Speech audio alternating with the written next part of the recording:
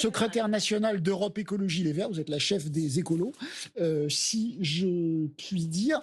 Ce genre, bon, vous venez d'écouter avec moi Laurence Toubiana, c'est cette grande messe, est-ce que vous avez l'impression que ça sert à quelque chose ou c'est que de la com?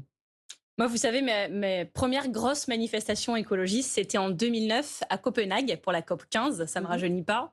Et les engagements qui ont été pris par les États à la COP 15 de 2009 ne sont toujours pas tenus. Donc c'est vrai qu'il y a un truc très frustrant avec ces négociations au climat. C'est qu'il y a des gens comme Mme Toubiana qui s'engagent et heureusement qu'ils sont là, parce que sans eux, c'est sûr qu'on n'y arriverait vraiment pas. Mais qu'il faut déployer les trésors de diplomatie, de patience et de négociation pour avoir des engagements. Et puis après, surtout, il faut tenir les engagements. Mais est-ce que ça sert à quelque chose, quand même, ou pas? Au moins, on en parle. Au moins, on se sujet sur la table par rapport à des moments où on n'en parlait pas du tout. Mais cette taxe, vous avez, quand vous entendez, vous avez écouté Mme Toubiana avec moi parler de cette taxe et elle dit à terme, ça peut rapporter 80 à 100 milliards de dollars. Ce qui est quand même... J'ai noté qu'il fallait 3 900 milliards par an. En tout, donc je suis d'accord. On a parlé aussi de taxer. Mais vous y croyez? Mais vous y croyez? Vous pensez qu'elle arrivera un jour ou pas? Je vais choisir d'y croire parce que je suis une éternelle optimiste. Et si on ne croit plus en rien, alors on arrête de faire de la politique. Ça avance, mais ça avance beaucoup trop lentement par rapport à l'urgence climatique. Moi, je vais vous donner 3 chiffres pour que les gens se rendent bien compte. Depuis la révolution industrielle, donc depuis 1870, 2 tiers des émissions mondiales, c'était le fait de 90 entreprises. 90. Il faudrait peut-être les taxer, parce que souvent elles sont encore là, dans des activités extractivistes, etc. Deuxièmement, il y a 50% des émissions mondiales qui sont le fruit de 12% de la population depuis 1870. Là aussi, c'est un problème. Et quand on prend certains pays, par exemple les États-Unis, depuis la révolution industrielle, c'est 20% du total des émissions mondiales depuis 1870. La Chine y contribue. On voit bien, la Chine oui, mais quand on regarde depuis 1870, évidemment, la Chine, c'est arrivé plus tard. Et donc, on voit aujourd'hui que 97% des personnes qui sont en première ligne des conséquences là actuelles du changement climatique habitent dans des pays qui sont en développement et qui sont déjà sur les rotules et qui n'arrivent pas à protéger leur population. Donc, il y a une injustice. Et autant il y a la queue pour émettre du CO2, il n'y a pas de problème, il y a du monde, mais pour payer les conséquences de notre mode de vie, de consommation, là, il n'y a plus personne. Et donc, il y a un truc de... Mais ces pays, en fait, du Sud sont endettés économiquement auprès de nos pays. Vous faites un constat, que je constate. C'est déjà pas mal que vous soyez d'accord, parce que pendant longtemps... Non, je n'ai pas être d'accord. Je n'ai pas être d'accord ou pas être d'accord. Vous faites un constat, et face aux tentatives pour essayer de résoudre les choses, j'arrive pas à comprendre si vous dites que ça ne sert strictement à rien ou... Bon, c'est pas assez, mais c'est dans la bonne division. Je vais vous dire avec moins de langue de bois, j'ai pas tout à fait confiance dans toutes les personnes qui sont autour de cette table en train de discuter.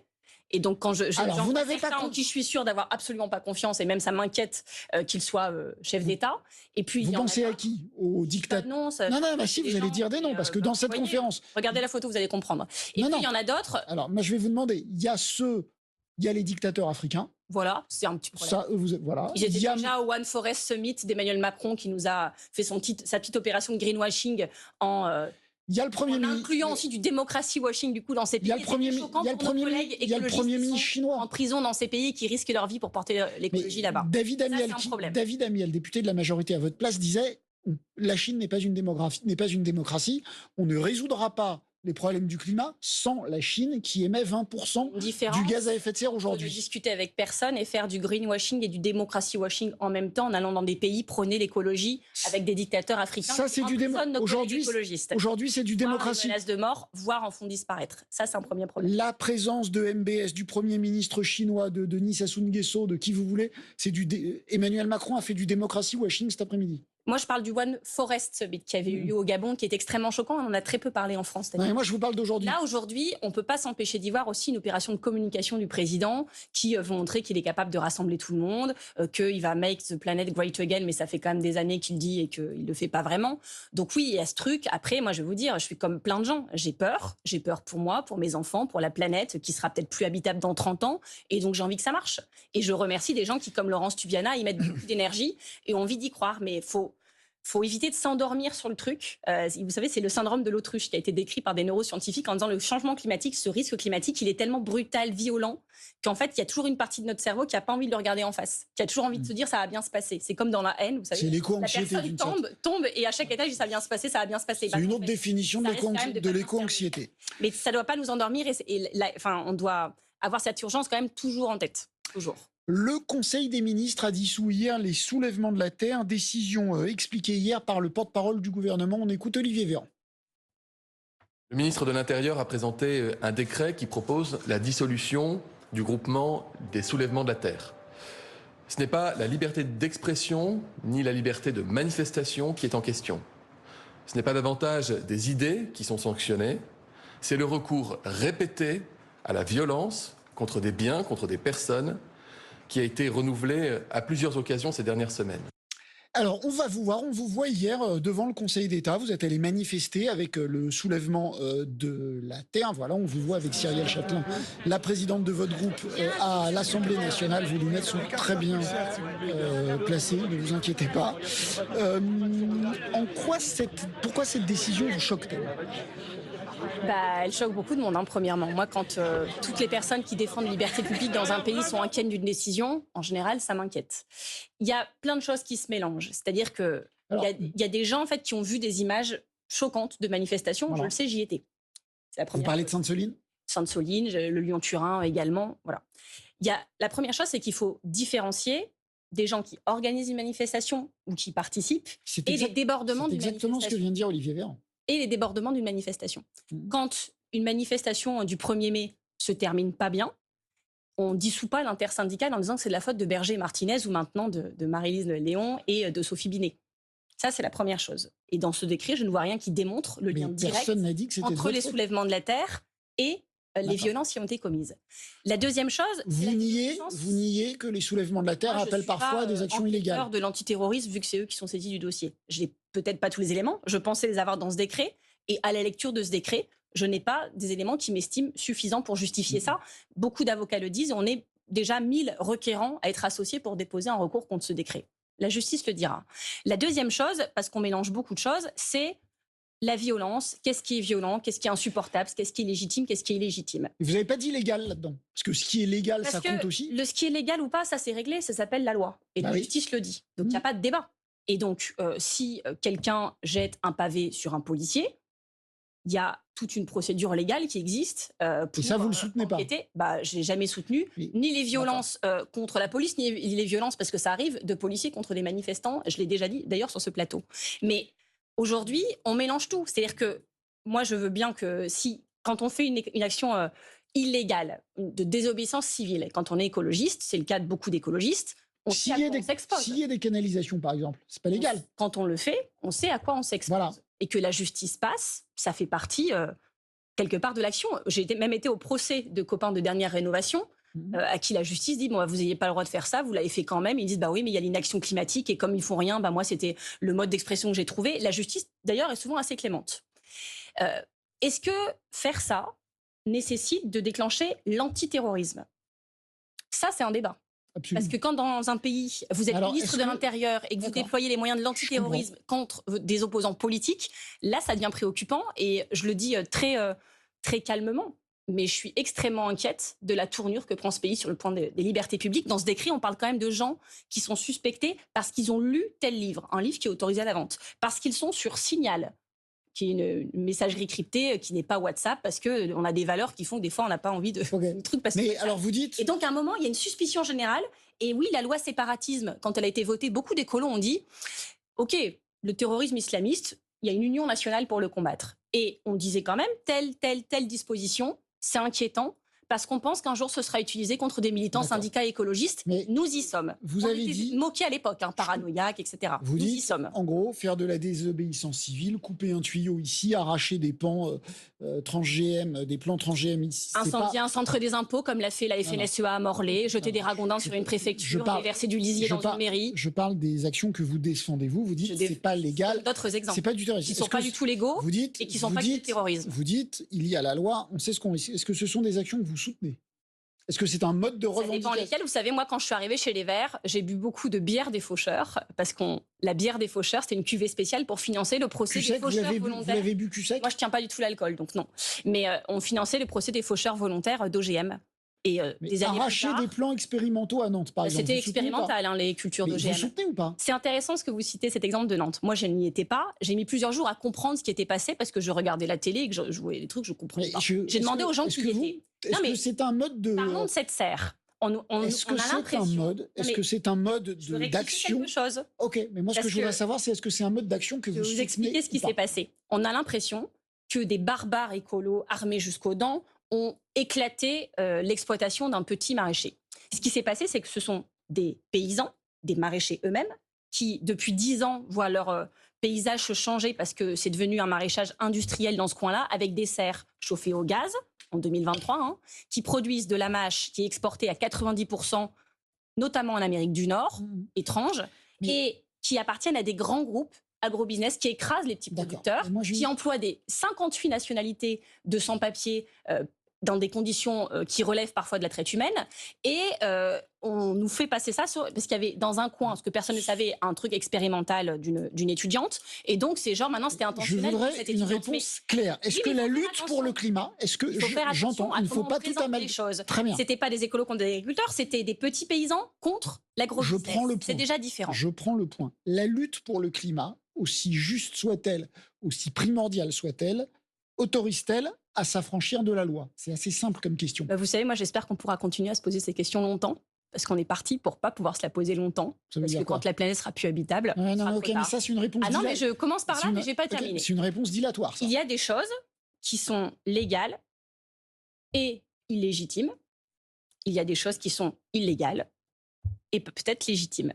Vous savez, l'histoire de notre pays... Donc il y a des choses qu'on n'a pas le droit de faire, mais qu'on a le droit de faire quand même. Non, je dis que c'est illégal. Mais c'est légitime. Mais que peut-être que c'est légitime. L'histoire de notre pays donc, au nom de la plusieurs fois que des actions illégales étaient légitimes. Et heureusement que certains ont pris ces risques-là. La légitimité, c'est un concept moral. La légitimité, c'est vous avez la vôtre, j'ai la mienne, c'est un concept moral. Et donc on peut débattre. Et même, sachez-le, on n'est pas obligé d'être d'accord. Mais je vais aller jusqu'au bout de mon raisonnement. Moi, il y a des gens dans ce pays avec qui je ne suis pas d'accord. La coordination rurale, la FNSEA, par exemple, des fois on n'est pas d'accord. Même des fois on est d'accord, par ailleurs. Mais des fois on n'est pas d'accord. Si j'étais ministre de l'Intérieur, et qu'ils faisaient comme la FNSEA a déjà fait. Ils ont déjà défoncé à la hache le bureau de Dominique Voynet quand elle était ministre de l'Agriculture, 1999. Ils ont de l'Environnement. Oui, de l'Environnement. Dominique Voynet aurait été ministre de l'Agriculture, on l'aurait su. Ça ne serait jamais arrivé, en fait. Voilà. Ils ont incendié un centre des impôts à Morlaix en 2014, jeté des terrains sur une préfecture, déversé du lisier sur à peu près tous les départements contre ce pays. Si j'étais ministre de l'Intérieur... Ce qui n'arrivera jamais. Est-ce que je demanderais leur dissolution? Est-ce que j'enverrais l'antiterrorisme, les perquisitionner à 6h du mat devant des gamins de 5 ans? Non. Non, parce que je fais la différence entre un désaccord politique et l'arsenal répressif que j'ai à ma disposition qui doit être proportionné. Et le virage que tout cela prend est inquiétant. Et je trouve que quand on est ministre de l'Intérieur, on a tellement d'outils entre les mains qu'il faut les utiliser à bon escient, avec discernement. Et surtout, on ne peut pas être fort avec les faibles et faible avec les forts.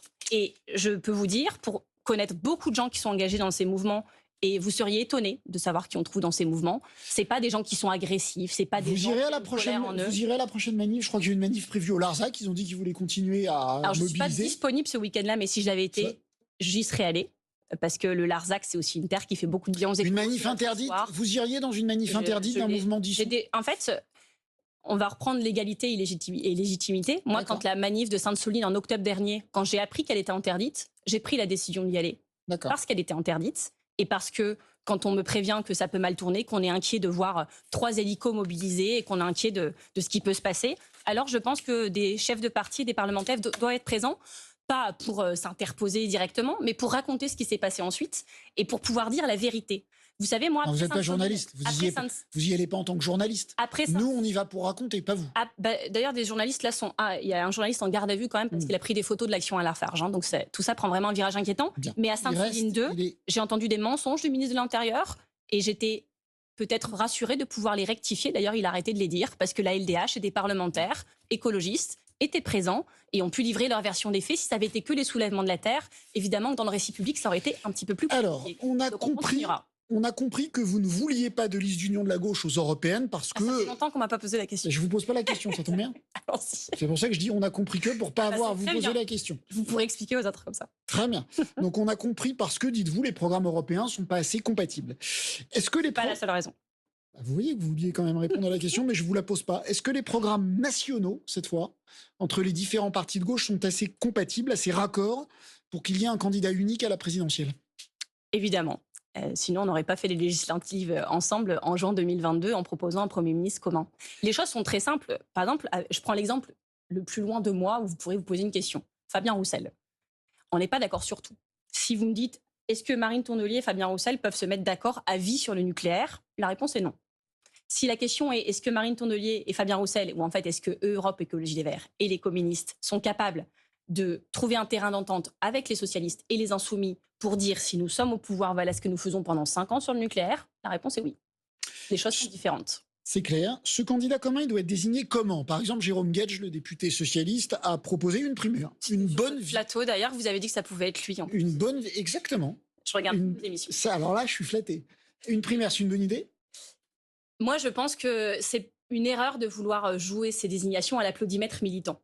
Parce qu'on ne prend parfois pas les bonnes décisions. Et en 2027, il va falloir trouver un candidat, non seulement qui soit capable d'aller au 2e tour, mais qui soit capable de le gagner. Oui. Puis, de gouverner, car elle vous a pas échappé qu'on avait des défis d'ampleur où on aura irrécusable cahier des charges, irrécusable, comment on fait? Je pense qu'il y a une... Comment on le trouve, ce candidat magique? Moi, j'ai jamais été pour les applaudimètres ou les rapports de force. Ok, d'accord, vous êtes pourquoi? Et donc, je pense qu'ensemble, pas juste les partis politiques, et surtout pas juste les partis politiques. Non, mais là, vous êtes langue de bois. On le désigne comment?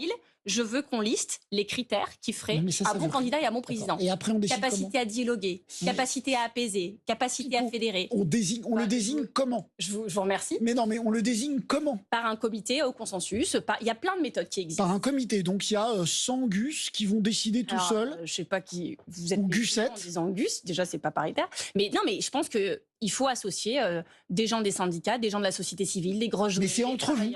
C'est une sorte d'entre-soi. Il y a plein de moyens de le faire, mais je pense que ce n'est pas la méthode qui doit nous bloquer. On a 4 ans pour la trouver et on ne doit pas passer 4 ans à réfléchir à la méthode, on doit travailler sur le projet, on doit gagner d'autres batailles culturelles, on doit aller chercher des électeurs, ce qu'on fera séparément, mais en discutant et en coalition aux européennes.